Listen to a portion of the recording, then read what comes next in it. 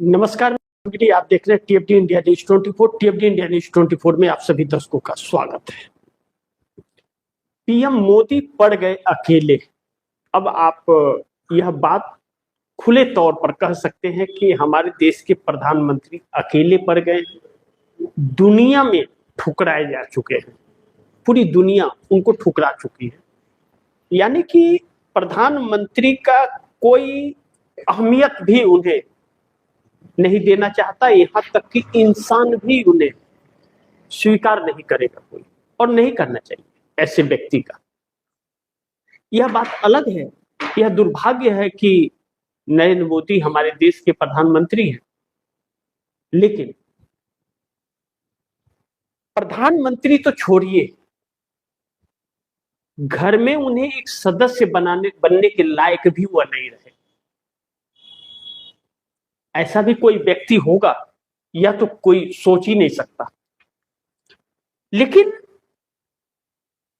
जो भारतीय जनता पार्टी हर बातों में हर किसी को कहती है, जब इनकी बातें नहीं सुनी जाती है तो कि पाकिस्तान चले जाओ, उस पाकिस्तान को पूरी दुनिया महत्व दे रही है। और नरेंद्र मोदी जो 56 इंच बताते हैं, महामानव बताते हैं, विश्व के अवतार बताते हैं, विश्व गुरु बताते हैं, कोई पूछ भी नहीं रहा इन्हें। अब तो इंडिया गठबंधन ने भी ठुकरा दिया। सर्वदलीय बैठक बुलाई जा रही थी, कांग्रेस ने ठुकरा दिया। इस देश की सबसे अधिक सत्ता में रहने वाली पार्टी, आजादी दिलाने वाली पार्टी, देश को ठुकरा दिया। पूरी दुनिया में मोदी ठुकराए जा रहे हैं। अब सवाल यह है कि जो विपक्ष को सर्वदलीय बैठक बुलाई जा रही थी, इस बैठक में क्या बात करती है? ऑपरेशन सिंदूर के दौरान जब सर्वदलीय बैठक 2 बार बुलाई गई और दोनों बार प्रधानमंत्री नहीं गए, प्रधानमंत्री प्रचार प्रसार कर रहे थे बिहार के अंदर। कनपट्टी पे कट्टा, घर में ढुक के मारेंगे, बम गोला की बात कर रहे थे, और फिसिड्डी निकले, फुस हो गए। जब मौका आया, कायरो की बात ही भागते हुए नजर आए, कोई स्टैंड नहीं रहा। अब जब ईरान इजराइल युद्ध के अंदर जब 25 दिन पूरे हो गए, तो आपको विपक्ष की याद नहीं आई? आपको यह याद नहीं आई कि आप भारतवर्ष के प्रधानमंत्री हैं, भाजपा के नहीं हैं? आप अपने घर के नहीं है, भारतवर्ष के 140 करोड़ हिंदुस्तानियों को प्रधानमंत्री, यह समझ नहीं था? इतनी समझ मस्तिष्क में नहीं थी प्रधानमंत्री की कुर्सी पर बैठने के बाद? अच्छे दोस्त को छोड़कर दुश्मनों के साथ जाकर के मिल गए आप, इतनी समझ नहीं थी? इतनी नहीं समझ थी कि किसी देश का राष्ट्रीय अध्यक्ष शहीद होता है तो उसे संवेदना जाहिर करनी पड़ती है, इतनी समझ नहीं थी? और आप इजराइल क्यों गए? मदरलैंड फादरलैंड करने के लिए। नेतन्याहू कौन था? मोस्ट वांटेड है वह? क्या रिश्ते हैं आपके? अब ऐसे में नरेंद्र मोदी पूरी दुनिया में ठुकराए जा रहे हैं। अब ऐसे में एक खबर आप दर्शकों को बताऊं जो बहुत चौंक जाएंगे आप लोग,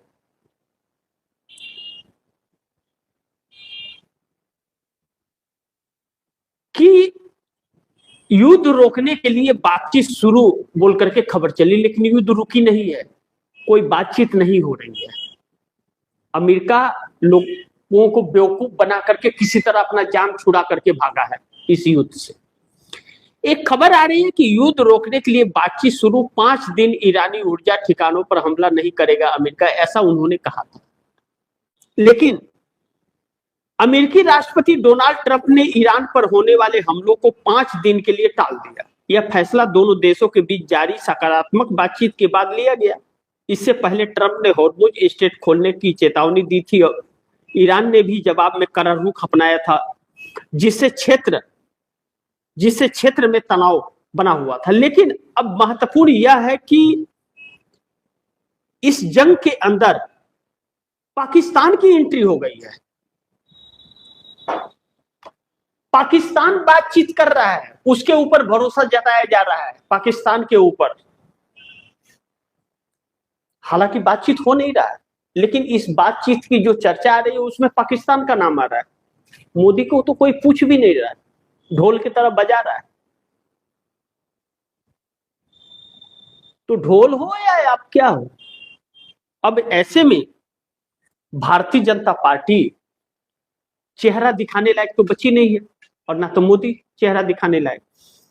तो मोदी जी ने जो पार्लियामेंट के अंदर यह कहा था कल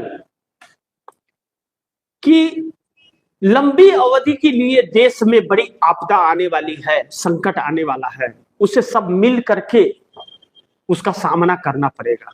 जैसे कोरोना से हम लोग निकले वैसे इससे भी निकल जाएंगे, यह मोदी ने अपने भाषण में पार्लियामेंट में कहा। अब सवाल यह है कि दुख उठाने के लिए देश की जनता, लूटने के लिए देश की जनता और मजे मारने के लिए भाजपा और आरएसएस, भाजपा और आरएसएस की जागीर है क्या यह देश? इन लोगों ने इस देश के लिए कुछ किया है क्या? किसी को खोआ है क्या? लूटने के सिवा कुछ किया है क्या? तो नरेंद्र मोदी के नाकामियों की कीमत इस देश की जनता क्यों उठाए? तो अब इस बाबत न तो इनको जापान पूछ रहा है, न तो इनको इटली पूछ रही है, ना तो ऑस्ट्रेलिया पूछ रहा है, ना कनाडा पूछ रहा है, ना ब्रिटेन पूछ रहा है, ना सऊदी पूछ रहा है, ना दुबई पूछ रहा है, ना ओमान पूछ रहा है, ना मस्कट पूछ रहा है, ना कतर पूछ रहा है, ना ईरान पूछ रहा है, ना रसिया पूछ रहा है, ना चाइना पूछ रहा है, और अमेरिका लती आ गया, गुड एक्टर।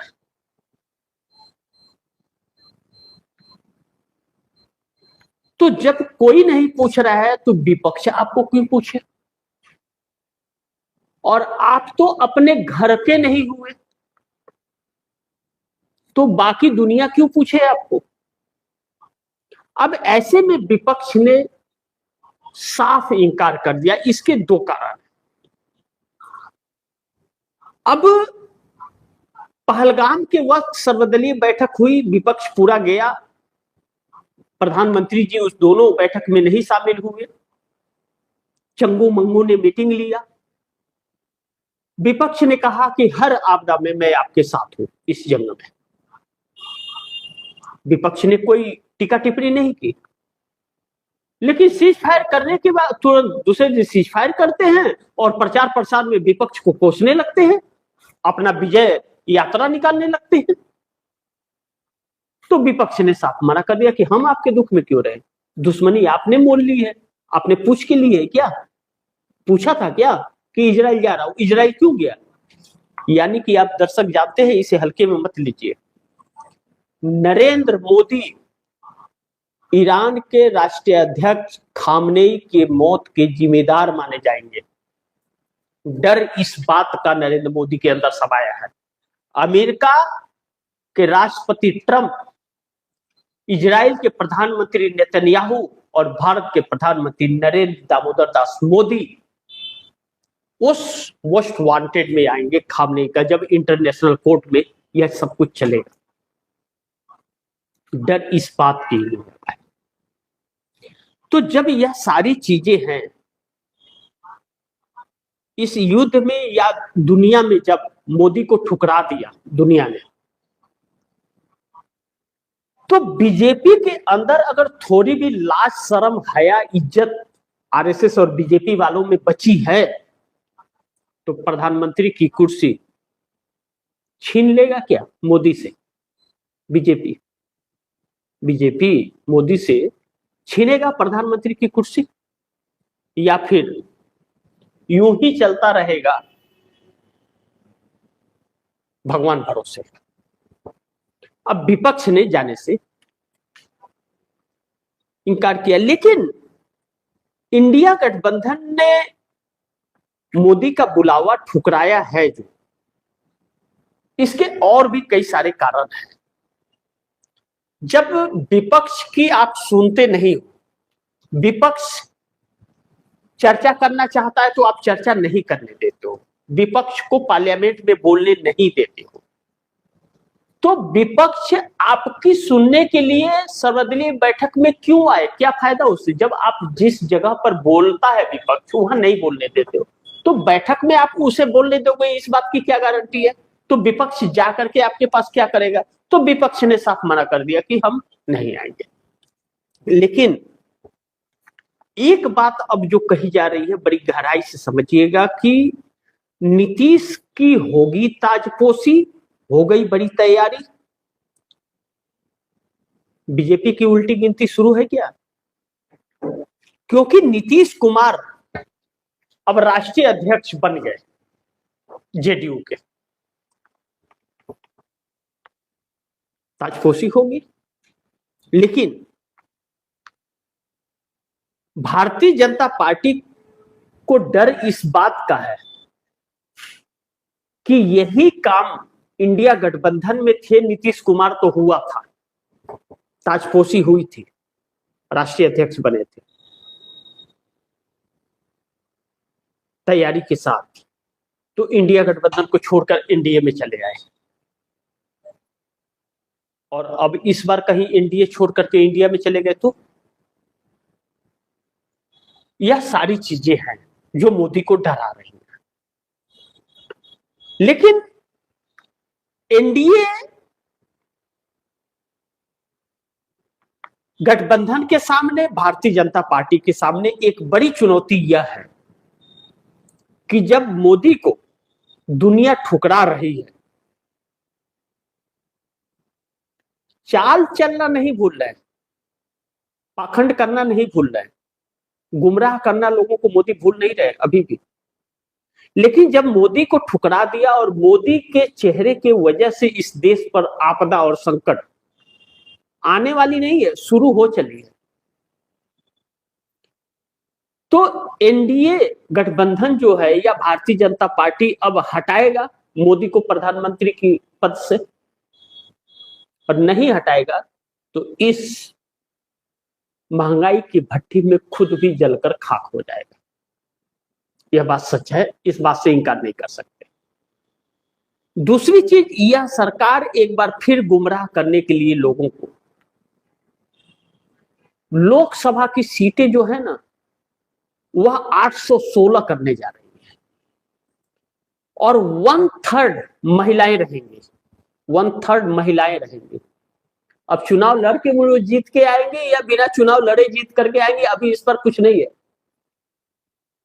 लेकिन यह चीजें तब हुई थी जब इस देश में